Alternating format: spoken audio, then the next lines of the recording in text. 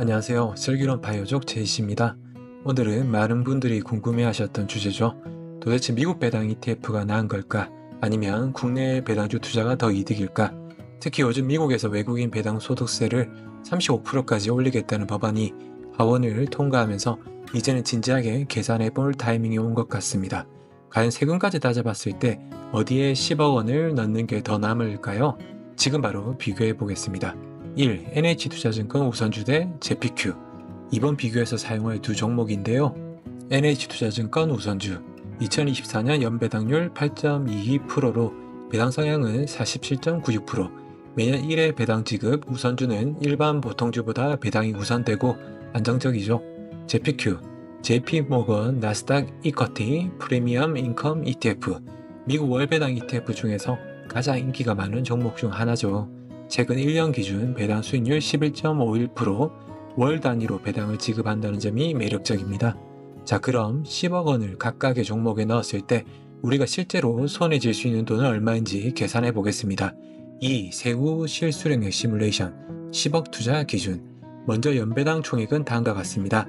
NH투자증권 우선주 10억 곱하기 8.22% 8,220만원, 제피큐 10억 곱하기 11.51% 1억 1,510만원. 이제 각 투자에 적용되는 세금을 반영해 볼게요. 국내 배당세율 현재 15.4%, NH투자증권 우선주의 세후 배당은 8,220만원 곱하기 1 빼기 0.154, 6,956만원, 월 환산시 약 580만원이 되네요.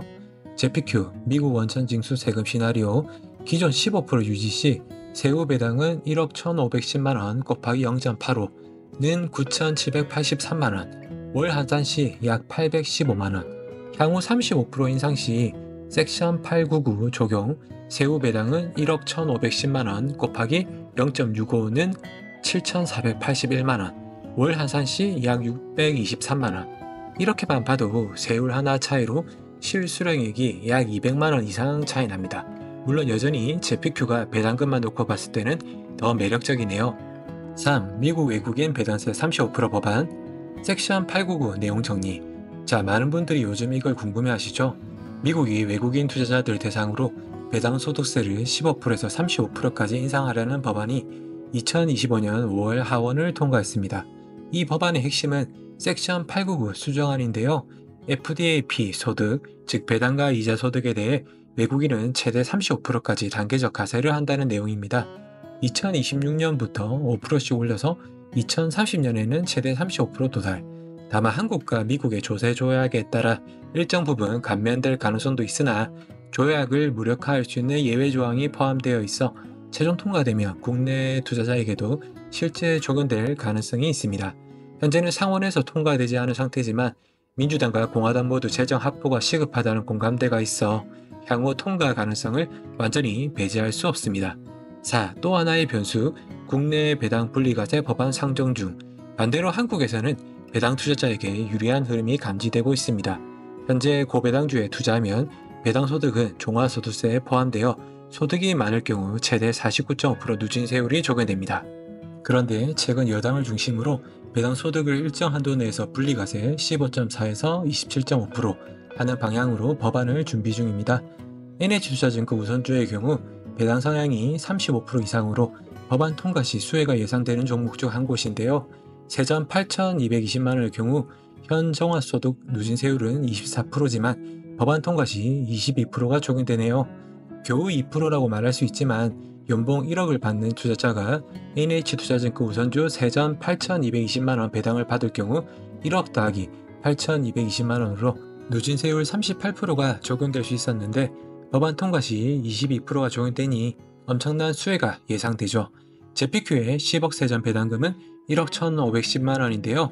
배당소득 분리과세 법안과는 무관하므로 누진세율은 여전히 35%를 적용받게 되어 종합소득세 부담이 되겠네요.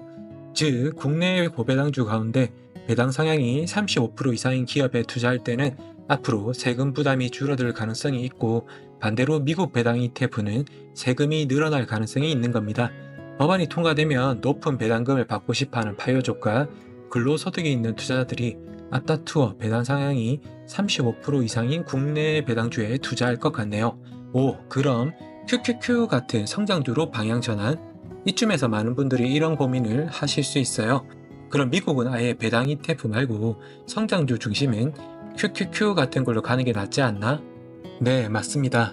세금은 없는 대신 시세 차익 중심으로 투자 방향을 바꾸는 전략이 현실적인 선택이 될 수 있습니다.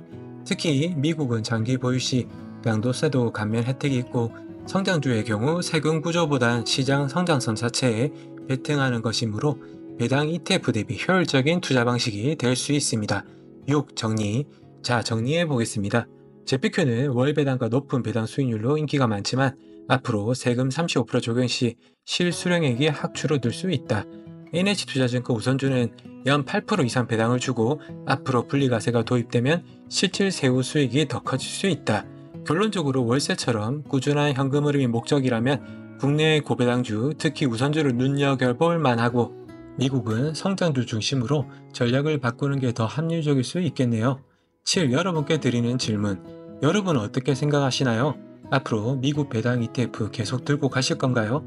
아니면 국내의 고배당주로 갈아타고 미국은 성장주로 바꾸실 건가요?